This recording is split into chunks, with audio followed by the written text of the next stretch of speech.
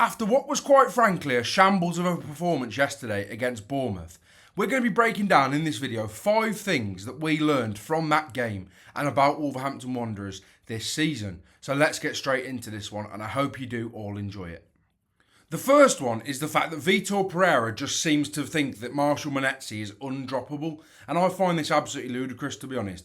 Now, before the game, in my preview, I said that I would play Vtor Lopez. I do think he caused far more problems to Bournemouth than Marshall Meni did. Marshall Meni, albeit though, should have scored. Going through clear on goal, his volley, it nearly cleared the stand, to be honest. But for me, I just don't see what he added in a game like that yesterday. He wasn't particularly ridiculous when it came to his running. He wasn't particularly outrageous on the ball, which he never is anyway. I could have told you that going into the game. And generally, I just don't see why he would start a game where, to be fair, Wolves were in the game. They were in the game because Bournemouth just didn't kill it. Not because Wolves were anywhere sort of unbelievable with regards to their performance levels, but they were in the game. Bournemouth missed far too many chances. Semenyo missed 2 very, very good chances, hit the bar with 1, skied it over with 1. And that game was there for Wolves to get a smash and grab and just take a draw and move on with things. And ultimately, it didn't happen. Now, of course, that may be because of Totti Gomez's red card, but equally I think it's concerning, which we'll speak about in a minute, that they played better with 10 men. But for me, Marshall Meni in a game like that, I just don't see what he adds. I think Vtor Lopez would have operated far better on that right hand side. Herver got forward really well when he was actually on the ball, and then of course Chachua came on and had a really decent performance as well. So for me, I think Vtor Lopez would have made complete sense in that game, especially when Chachua came on, because he would have added that much needed pace and that much needed guile down the right hand side that perhaps.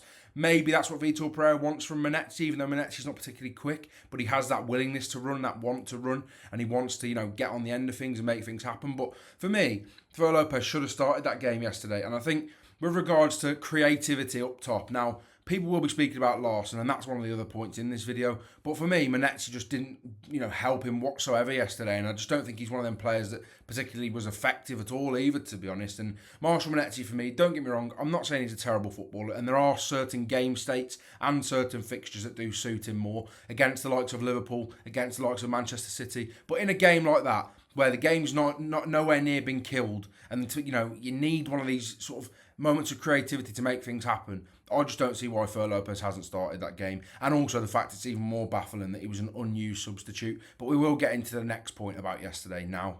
The next point is speaking about Jorgen Strand Lson. Now, I said it in my video yesterday, it left me quite frustrated because I do like Jorgen Strand Lson. But the way that he's been spoken about so far this season is leaving me quite frustrated from a personal perspective, really. Because people are blaming him for not, scoring. But equally, Wolves have created less than 1 XG across 2 games this season so far. And ultimately, yes, of course, he should be doing better in certain aspects of the game. But the fact that nothing's created for him from midfield or from, the players either side of him, I just don't see how you can possibly function. When you are a player that is Jorgen Strand Lson, where he's not one of these players that's ever created for himself. He's not that type of player. And those players who are big, bulky, and aren't particularly rapid, they don't often do that. He's not particularly technically secure. He's not unbelievable on the ball to create, fashion a half yard or, fashion half a yard of space to make a good pass into another player or, get his shot off in a tight area. He's not that type of player. He needs service, and players like Jorgen Strand Lson have always needed service. Now, for some reason, I've seen people saying they would drive him to Newcastle themselves. They would take 50 million for him. They would get rid of him happily. But equally, I think people are forgetting just what Jorgen Strand Lson did last season. Now, he was injured last season as well at points, and he scored 14 Premier League goals. You're not replacing that for £65 million. You're just not, this day and age. I mean, Nicholas Jackson's about £65 million, and to be fair, don't get me wrong, he's a decent footballer, but again, he's not one of these players that's going to score you boatloads every season. He's not a guarantee either, whereas Jorgen Strand Lson, for me, is. Now, of course, I've said yesterday in my video, I'm willing to criticise him when it comes to creating for himself because he doesn't do it often enough. But equally, he didn't last season. So why now? Because everything's under the cosh again and Wolves are massively under pressure again. Is it on him? It should not be on him, all on him, just to make everything happen. The players around him should create things for him. And obviously, Herver made a really good chance for him yesterday as well. And he should have done better with it, in my opinion. He tries to aim it down instead of just putting pure power into it. But, again, I thought he was pretty ineffective, but I don't know what people are expecting when the chances aren't being created for him. I understand it's frustrating watching him not create much for himself, but everyone was fine with it last season when he didn't create much for himself because he had other players around him that were doing it. But now, because them players aren't there, people are getting on to him, and I find it absolutely ludicrous. Now, that's my final opinion on Jorgen Strand Lson. I'm not going to be speaking about it too much more throughout this video, but I do think that the way that people are treating him and forgetting what he did last season is absolutely crazy. Third point I've got is regards to Andre Trinidad. Now, for me, I just don't see how he cannot be in Wolves' starting lineup every single week. Now, of course, there was rumours that he had a little knock yesterday, hence the reason he didn't, start the game. But for me, he is so vital to this Wolves team, this Wolves midfield. And he's one of these players that made an instant impact when he came on. The Wolves looked so much better. And of course, they had 10 men at that point as well. So the idea that they did look so good, despite having 10 men, and they looked so much more improved with him on the pitch, just says it all really and speaks true volumes. Now, for me, Andre's one of these players that, again, he's not a flashy footballer. He's not a particularly sexy footballer, but that's not his role. That's not one of the things that people look for Andre for. They look for him for that defensive security. They look for him to win tackles. They look for his tenacity. They look for his ability sort of to find those, passes and link up with João Gomez in that midfield. Ultimately, one of the best midfields in the league, in my personal opinion. And you could see that yesterday when he came on. Them two just looked much better, and I think Wolves looked much better. And to be fair, if Wolves had 11 men, I would have backed them to go and get a goal in that game, but ultimately Totti Gomez let the team down there, in my personal opinion. Now, Evan Nilsson probably does score it. I've watched it back numerous times, and Evan Nilsson probably does score it because he's a brilliant striker. But the idea that he even gets himself sent off is crazy to me, because I do think Wolves would have been in the game if Andre would have been brought on after that goal, maybe would have gone in. But for me, Andre, I just want to speak about him for a minute. I think he's brilliant. I think everything he does is brilliant, really. Very rarely do you see him have a poor game. Everything good comes from him, either winning the ball back or picking up the right man and just taking the ball off him and letting it, sort of playing it forward. And he's one of these players that always wants to play the ball forward more often than not, which is nice, because a lot of sixes just want to play it backwards or sideways. But I think Andre is a bit less sort of risk averse than other traditional sixes around the Premier League. So for me, I do really love Andre. I do think he's a really, really good player. I think he adds a lot to this Wolves side, and they missed him desperately when Jorgen Strand Lson played in the centre of the park yesterday for that first sort of 50, 60 minutes. I thought he was absolutely crucial, if I'm being completely honest. And there cannot be a game this season if he is fit where he doesn't start. It's just as simple as that for me. And I think Andre's top, and I do think Wolves absolutely need to keep him this season. And I do think they will keep him now, to be honest. I don't think any clubs will be in for him. Juventus are unable to afford him. And if they can keep Andre and João Gomez going into next season, that would be even more impressive. Next up, we're going to be speaking about Vtor Pereira now. People may not like this one because I understand he's got a lot of sort of skin in the game, and he also has a lot of respect amongst the Wolves fans, and generally one of these people that perhaps you probably wouldn't want to criticise as much. But for me, he has been very, very poor with regards to his sort of management this season so far. Obviously, the decision-making has been baffling to play the likes of Jorgen Strand Lson and stuff like that, and Marshall Meni insisting on playing him, of course. But the idea yesterday that Fer Lopez is an unused substitute is absolutely crazy to me. He's one of these players that they've signed for a decent fee. And yeah, he might not be, Premier League physically ready yet, but I just don't see how you could do far worse than putting him in against Bournemouth instead of Marshall Meni. You really could. And the fact that he is an unused substitute is absolutely ludicrous to me personally. I think it's one of them that I just find baffling. I really do find baffling, because he's, a young player. He's come over to England thinking, do you know what, I can get in this Wolves side. There's not that much quality where I'll be playing, because Marshall Meni, let's face it, is pretty pants. But ultimately, he's come in and he hasn't played a game yet in the Premier League. He's not started a game, in the Premier League. And he got barely any minutes against Manchester City. Got 0 minutes against Bournemouth, which I find crazy. The fact that he brought Huang on as well, which is crazy to me. But in terms of tactically, I'm very, very concerned with Vtor Pereira. Now, of course, we've seen him in previous years when he's at likes of Porto, Al-Shabaab, stuff like that. He would play a 4-3-3 often.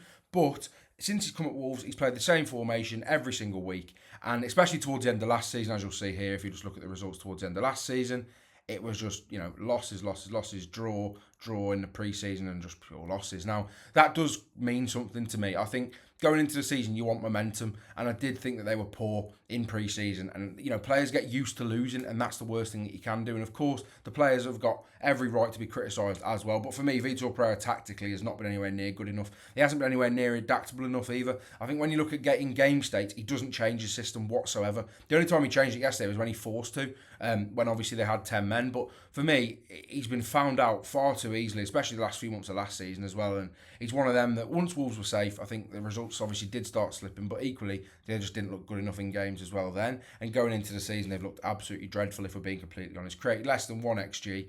The football they've been playing has been pretty poor. And Vtor Pereira's decision making with substitutes has been absolutely ludicrous as well. Taking John Arias off when Wolves need a goal, crazy. Keeping Marshall Meni on when Wolves need a goal, crazy. Bringing Hwang on, I get it because he wants to get a goal, but for me, I just don't see how Hwang could be higher in the pecking order than Fer Lopez. That feels ludicrous to me as well. And then playing John Bellegarde was obviously to get Wolves on the front foot against Bournemouth, but you're never going to get on the front foot against a midfield like that with a midfield two unless Andre is one of them. So for me, I felt like it was just a really poor tactical game from Vtor Pereira again, really. And it's not the first time I've thought that in the last few months, and he has concerned me a hell of a lot. And I do think he needs to book his ideas up fast, because Wolves cannot continue to play the same system every week and just get battered every single week. And the fifth and final point is Hugo Bueno. Now, you might be thinking, why are you even making a point of Hugo Bueno? But for me, I think it's very telling that he has looked significantly better than David Muller in the last 2 games. And he did when he played in pre-season as well, to be fair. Now, I know he got booked against Celta Vigo, but I was at that game and he looked a lot better than David Muller. Obviously, that was Muller-Wolfer's first game and he did only play 45 minutes. But for me, I just feel like Hugo Bueno's performances have been much better in the league. I thought when he came on against City, he was better than Muller-Wolfer. I don't think he was either of them particularly unbelievable, but I did think he looked better. I thought he looked much better yesterday than Muller-Wolfer when he come on as well. And Hugo Bueno is a really interesting one, because I did say that Wolves could look at him as an option at the start of the season, as that sort of wing-back option, that player that is really useful, really good in a lot of aspects. And I do think he's got a really good cross on him. I think he's got a willingness to get forward. It's just defensively where I have my issues. And of course, that is always going to be the issue with Bueno. Obviously, he gets booked yesterday, and that is the issue.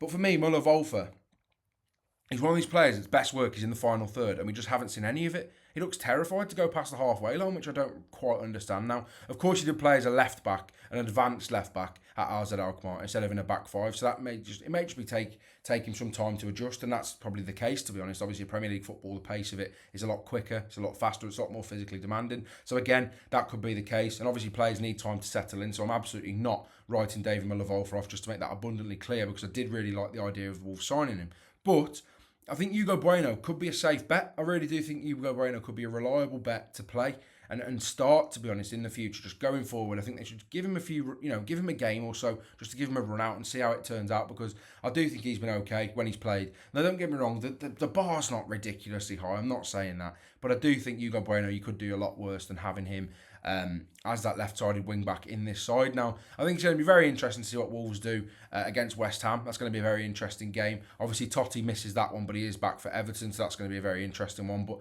I do think it's going to be very interesting. I do think Hugo Bueno will start that game in the Cup, because I don't think he is Vtor Pereira's first choice just yet, but I do think he definitely could break into this side and be the first choice fullback for the remainder of the season, to be honest, if he continues to look bright in spells and look sharper than Muller-Wolfer does. And if Muller-Wolfer takes a long time to adjust to the league, then fair enough, because we have seen better players than Muller-Wolfer take ages to adjust. For example, think of Fabinho when he first came in at Liverpool. It took him a long time to get into Klopp's starting 11. It really did. It took him 3 or 4 months to consistently get in that 11, and then ultimately once he was in it, you couldn't displace him. So better players than Muller-Wolfer have struggled to adapt to the league, and I do think it is just a case of that, and I do think he will be much better once he has adapted to the league. But I think Hugo Bueno probably is a safer bet at the moment, in my personal opinion. Now, if you did enjoy this video, I'd really appreciate it if you would like the video, subscribe to the channel if you're not already, because we are about 70 subscribers away from 2,200, which is absolutely incredible. Thank you all for the support on the channel recently. It means a lot. Now, thank you all for watching this video, and I'll see you all in the next one.